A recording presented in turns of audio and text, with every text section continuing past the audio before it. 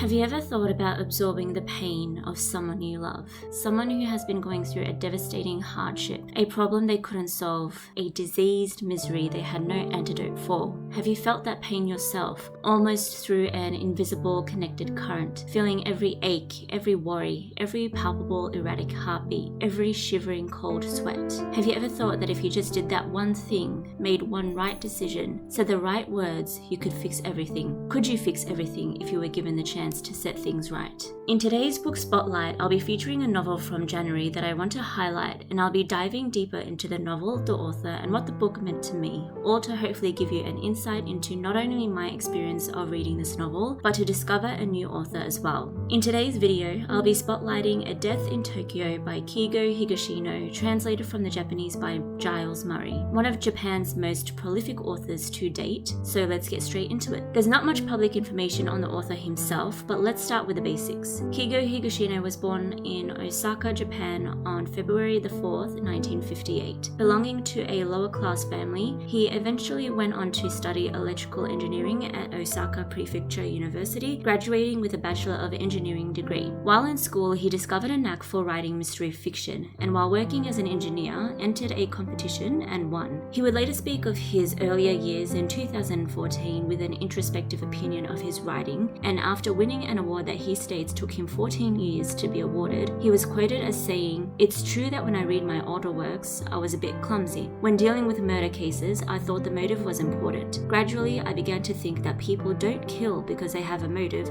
but because they are foolish. I think that as I did that, my writing style and content changed." To date, Higashino has published upwards of 70 novels, where only up to 13 are translated into English. He is also an essayist and children's author. I have always found it fascinating that an author that may write what is considered darker themes can write for children as well, but I think it has something to do with the way in which he writes authentically. The mysteries may seem bounds outside of reality, but his characters always seem to feel real. I believe that's partly why readers connect with his work so much. There's always some version of humanity in them. The year 2011 is when Higashino first started breaking into the Western market with his first Japanese to English translated book, The Devotion of Suspect X, which is book one in what is called the Detective Galileo series, and happens to be my first introduction to not only Keigo Higashino, but Japanese mystery fiction in general. At the time in 2011, David Fincher's film The Girl with the Dragon Tattoo, adapted from the novel by the same name by the Swedish author Stieg Larsson, was making the rounds in the film and publishing industry. So much so that newcomers such as Higashino himself had to bear the title, stamped on at least a couple of his covers, the Japanese Stieg Larsson. Even the Wall Street Journal published an article in 2011 titled, "Is this guy the next Stieg Larsson?" Till this day, this comparison to appear palatable to the Western market by making Higashino stand in Stieg Larsson's shadow, as it were, instead of on his own, always rubbed me the wrong way. I don't know if they still happen to do this for his newly printed books, and I understand the need for comparison for marketing purposes, but they never compared his writing, his storytelling, his ideas to Stieg Larsson. They compared the authors themselves. Keigo Higashino isn't the Japanese Stieg Larsson. Keigo Higashino is the Japanese Keigo Higashino, and the West was just catching up. Although I speak highly of Higashino, he is not without flaws. His writing in particular bears no resemblance to lyricism, and instead you will often find Higashino's writing robotic and matter-of-fact. It should have seemed obvious that this was his writing style, but I didn't realize this fact until reading A Death in Tokyo. Though the writing might be a little lackluster, he shines the most with his storytelling and characters. And so that brings us to the latest book I read of his, A Death in Tokyo. It is the third installment of the Detective Koichiro Kaga series, though it's not a series you have to read in order. The premise goes as follows. On the Nihonbashi Bridge in Tokyo stands a statue of a mythic beast, a Kirin. One evening, a man staggers onto the bridge and collapses beneath the winged creature. The patrolman on watch goes to rouse the man, who he presumes to be drunk, only to discover that the man had been stabbed in the chest. He is dead. Meanwhile, a young man named Yashima is injured in a car accident nearby while trying to flee from the police. Found on him is the wallet of the murdered man. But is he actually responsible for the crime? What is his connection to the victim, and why did the dying man drag himself from the crime scene to the Nihonbashi Bridge? Tokyo Police Detective Kiyoshiro Kaga must piece together the answers to all these questions in order to find the killer, but each answer he finds seems to throw up more questions, taking us deep into the heart of Tokyo and reintroducing the charming and ingenious detective Kiyoshiro Kaga. A Death in Tokyo is another mind-bending and hugely satisfying murder mystery from the modern master of classic crime.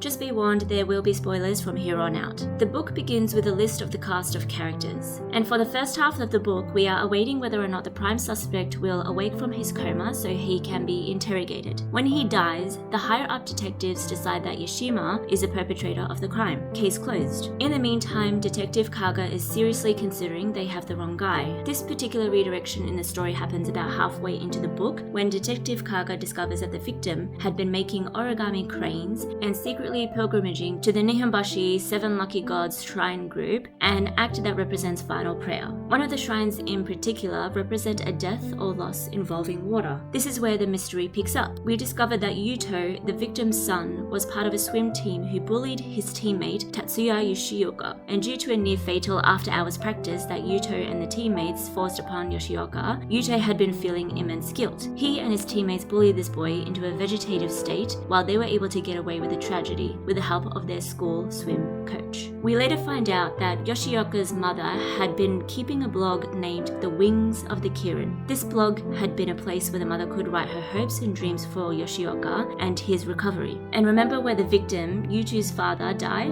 At the Kirin statue on the Nihonbashi Bridge. It is a moment of tenderness when we discover the reason why, because after Yuto discovers the blog where the mother informed the readers that she wants to do the pilgrimage for her son but is unable to, Yuto takes on that task and takes pictures of the cranes he made and places them at the shrines and sends those pictures to the mother. Yuto, with his immense guilt, is trying to atone for his bullying and the subsequent tragedy. But when his father discovers Yuto had been writing to this blog under a pseudonym, he lashes out and subsequently stops all communication with the mother. Soon, it is forgotten. Until, in the end, it is revealed that the father discovered the tragedy and begins the pilgrimage on behalf of his son. Afterwards, before the father was killed, it is revealed that one of Yuto's friends and former swimming teammate, Takuya Kurosa, had met with Yuto's father. Yuto's father let Kurosa know that he knew about the tragedy and stated that all those involved should be honest about their involvement and to what led to Yoshioka's state. And so, feeling cornered, Kurosa stabs Yuto's father in the underpass. Immediately after, Yashima discovers this and steals Yuto's father's briefcase in an act of desperation, but then gets hit by a car and, as I mentioned, dies soon after. After the stabbing, Yuto's father struggles to get to the Kirin statue on the Nihonbashi Bridge. This is his final attempt to tell his son that he knew all along and that he still loves him. The book finally ends with Yuto and his other swim teammate visiting Yoshioka for the first time. This is not an act that can rewrite the past, but perhaps it is a step into the right future, one that involves accountability and truth. And the next time when Yuto sees his reflection in the mirror, perhaps then he could see his father looking proudly back at him one last time. In an interview with Publishers Weekly in 2021 for his book The Silent Parade, Keigo Higashino was asked what the hardest part of writing his book was, and he answered, "It's always the same for me. The hardest part is that I spend a lot of time thinking how I could surprise the reader and their expectations. The moments of tenderness is what surprised me the most in A Death in Tokyo. I felt Yuto's rage when he was angry and his heart palpable in the moments when it involved his father. I felt the love from Yuto's father, who had no doubt his son was still good-hearted. The way the story is structured, however,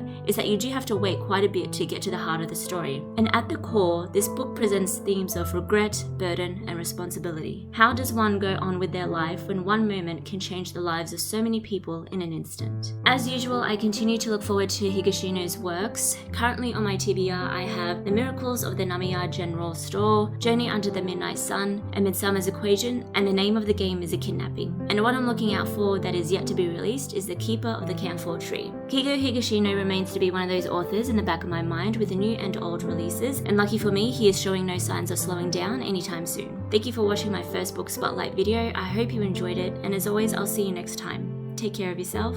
Bye!